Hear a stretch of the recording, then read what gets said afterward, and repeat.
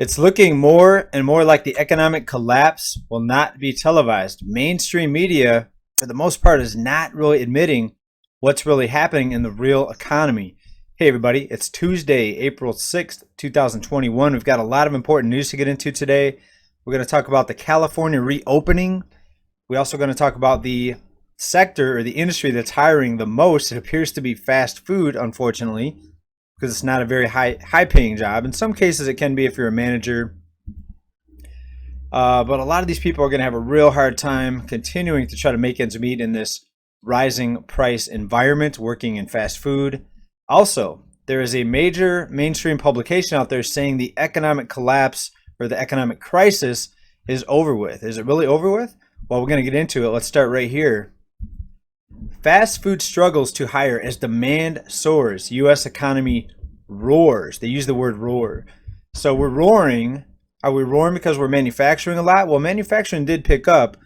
But remember, the pickup was being compared to last year when everything shut down, right? So it's not much of a pickup. If you look at historically, we're still in a very bad position when you look at the United States history and how we used to be a very strong nation for manufacturing.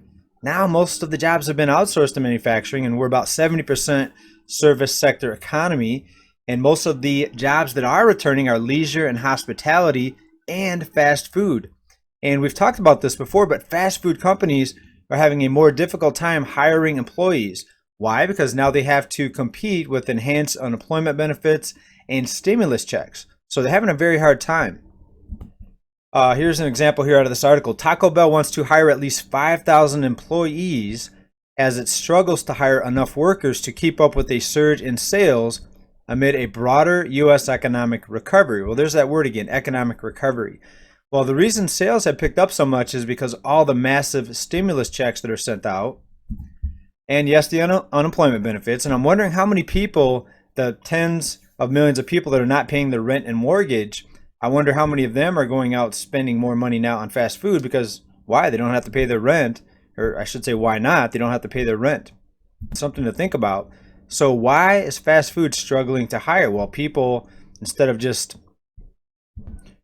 sitting at home collecting what's going to be UBI, but collecting what's recently been sent out as stimulus checks, instead of just sitting at home, why would you want to go stand on your feet? And it's not an easy job. I think these fast food workers should make more money. After all, they're handling the food that people are eating. So it is an important job, but it's always been a more of a low-paying job, and it's not easy. They stand on their feet for long hours in many cases. They have to listen to complaining customers, try to listen to what the customer's saying through the loudspeakers. So if you're someone working in fast food, I'm not in any way trying to say that's not a good job. It's a hard job. And I really respect you for even working because so many people choose just not to work and do nothing. And as you can attest to, if you have worked in the industry, it's not an easy job. Taco Bell, part of Yum Brands Inc., will hold spot interviews in April in parking lots at nearly 2,000 Taco Bell locations. And trying to find enough workers is described here the following way, quote, total nightmare. And he continues, the most recent stimulus check and unemployment benefits have been a catalyst for people to stay at home instead of looking for work, unquote. That's from this article. Right, so unless you've got multiple roommates or multiple incomes in your house, it's going to be very difficult to pay the rent or get caught up on rent if you're one of the people that's been behind on rent. So it's going to be very difficult to pay your mortgage also working in fast food. But California is reopening. We expect to be fully reopened by June 15th. So there's going to be a lot more jobs coming back. What type of jobs? Well, mostly, again, leisure, hospitality, restaurants, people working at amusement parks, people taking tickets at movie theaters, working behind the snack area of the movie theater, jobs like that. And I guess we have nothing left to worry about because now there's an economic recovery. All these fast food jobs are coming back. California's reopening. And this about knocked my socks off. Here's an op-ed from Wall Street Journal. Sorry, the economic crisis is over. In the subheadline, it's getting harder for the White House and the Fed to pretend that emergency policies are still needed. Are you kidding me? I've never seen anything like this. I've never seen an economy that's so bad that we have to forgive millions of people in rent and mortgages and send out stimulus checks, enhanced unemployment benefits, helping people with their utility bills. There's talk about erasing tons of student loan debt. I've never seen such a bad economy. I've never seen the working class in such bad shape, but yet they're trying to say that the economic crisis is over. They're pointing to the fake or the flawed unemployment number.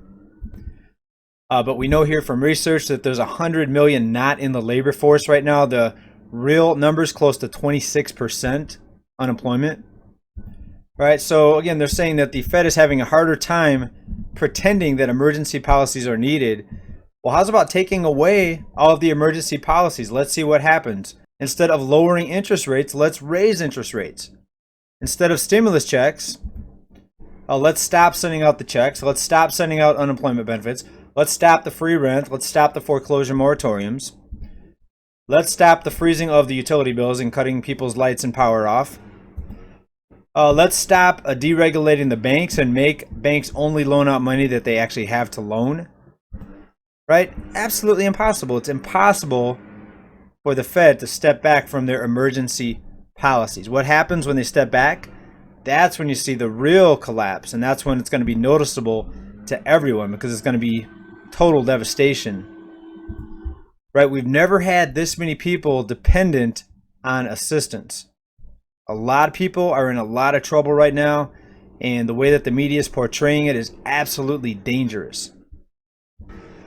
And it's just unbelievable the amount of deception that's out there. And you don't have to go too far to get to the real numbers. We know that jobs are being lost 3 times more than they're gained. We look at the weekly number, and we're going to have the new number here this week. That's going to be out on Thursday. We're going to report on that. And my guess is it's still going to be 700 plus thousand, which when you look at it on a monthly basis is close to 3 million jobs being lost.